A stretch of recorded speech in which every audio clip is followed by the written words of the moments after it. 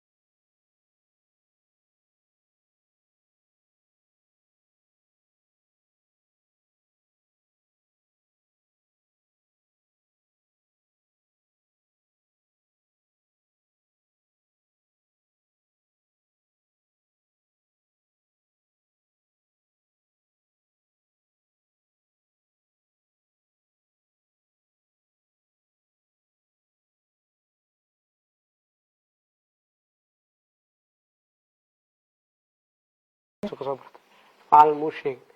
marka waxbarashada iftiin waa qofkii oo indha leh waxa aragtaa oo kale markii aad dhooftid oo kale wax walba aqoontaada eelaboorka markaa ka degtid waxaa turjumaan ma u baahnid meel walba waxaa ku dhegan direction qofku wax yaqaano masquul aado ma dhahayo intee laga baxa ma dhahayo wuxuu akrinaa qoraaladii u akrinaa qofka aan wax ka saynin waaba meel oo god oo ku dhacaa waa halis ah marka waxbarashada aad ay iftiin u tahay waana macaan tahay waxbarashada qofkii fahmana waa ma dhaafayo marka waxbarashada waa muhiim cabdisalaan dhinacaada waxbarashadu sidii walaalaha igu horreeyay ay sheegeen waxaa waaye waa wax aad iyo aad muhiim u ah qofka inuu wax barto waxbarasho waxa la baranayana waa cilmi waxbarasho yani af Soomaaliga wax in la barto waaye waxbarashadu waxa la baranayana waa cilmi sida aan ognahayna qofka bini aadamku Ilaahay subhanahu wa ta'ala markuu abuuro wuxuu dhashaa asaguna waxba aqoonin caloosha hooyooyinkeena waxaan ka soo baxnaa anaguna waxba aqoonin la yaclamuuna shay'an marka kadib ayaa maxaan ku raahdaa qofku uu wax bartaa sidaas daradeed taas waxay cadeynaysaa in marka qof walba oo adduunka ku nool inay tahay waxbarashadu xaq asaasi ah oo uu leeyahay inuu helo waxbarashadu inuu helo waxbarasho la'aanteeda Ilaahay quraankiisu uu ku sheegay qul hal yastawi alladhina ya'lamuuna wal ladina la ya'lamuun isku mid ma yihiin kuwa wax bartay iyo kuwa wax baran isku mid ma aha anagana waa ognahay oo yani qof jaahil ah iyo qof aan waxba aqoonin qof wax yaqaan waa kala duwan yihiin nabi aadam alayhi salaam markii maxaan ku raahdaa loo bandhigay magacyada adduunka waxa yaala sheek la yiri uu sheegi waayay markaas kadib baa Ilaahay uu baray wacallama aadam al-asmaa kullaha thumma arada 'ala al-malaa'ika markuu leeyahay Ilaahay marka cilmiga waa shayga ugu horeeya hatta marka diinta ay noqonayso in qofku uu maxaan ku raahdaa wax barto ama cilmi yeesho ayaa ka horeysa inaad muslim noqoto marka cilmiga waa xaq asaasi ah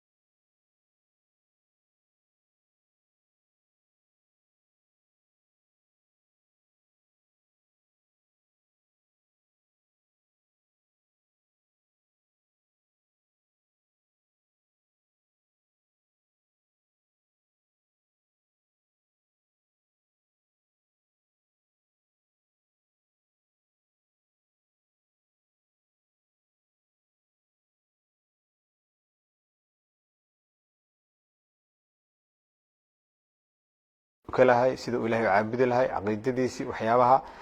waxna waxa weeye waxyaaba waajib kifaa'iya la yiraahdo oo hadee dadka qaar haday bartaan inta kale waajib ka dhacay hadii magaaladan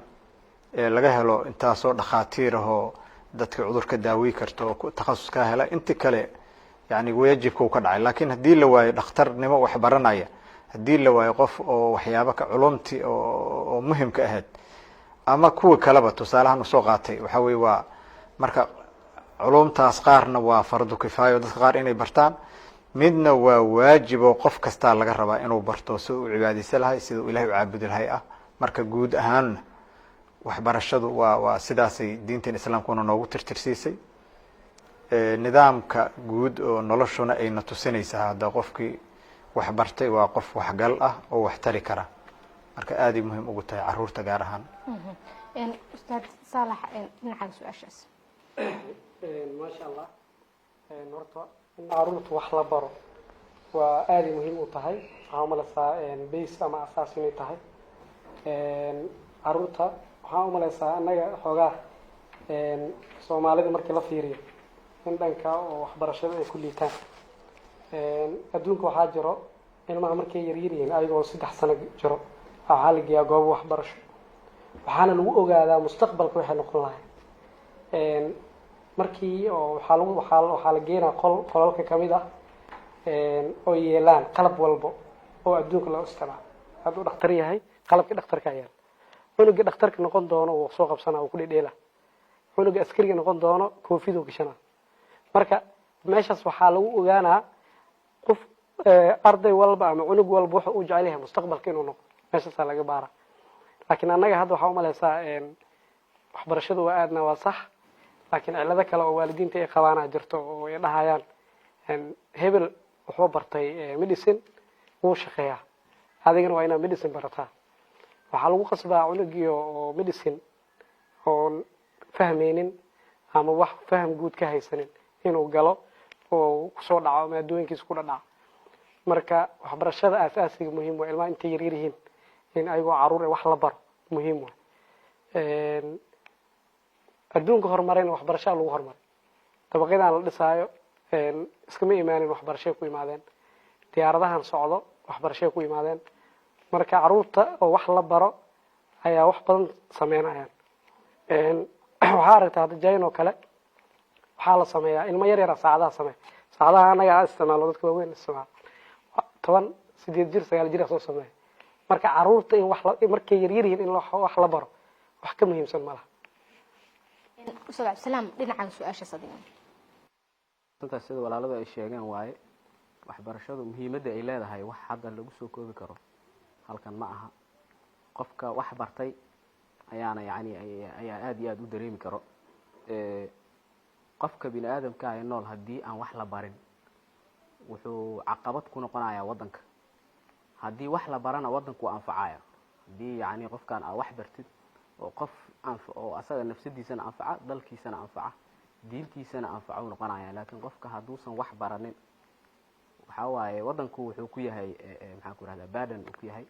ama inuu darbijiif noqdo ama inuu wax kala noqdo ama inuu maxaan ku raahdaa waxyaabo kala duwan loo adeegsado marka anuga hadii uu qofku wax barto oo cilmigiisana Ilaahay uga dhigo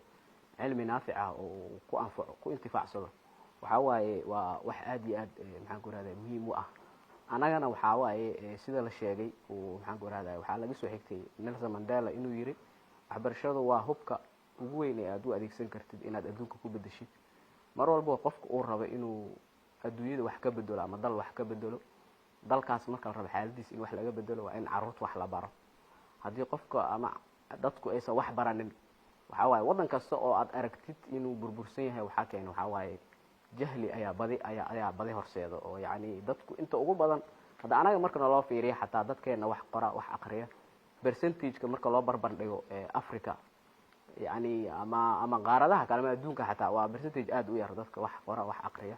inkastoo hadda kabasho badan ay jirto waxbarashada dadku ay dareemayaan loo dareerayo marka barbar dhigtid sanado ka hor siday ahayd laakiin wali waxa u baahanahay in waxbarashada la xoojiyo muhiimad aan caadi ahayn oo weyn ayna runtii ay leedahay in wax la barto maamnuurta kuu soo noqday yay tahay maaragtay inay xooga saarto waxbaridda caruurta ama in caruurta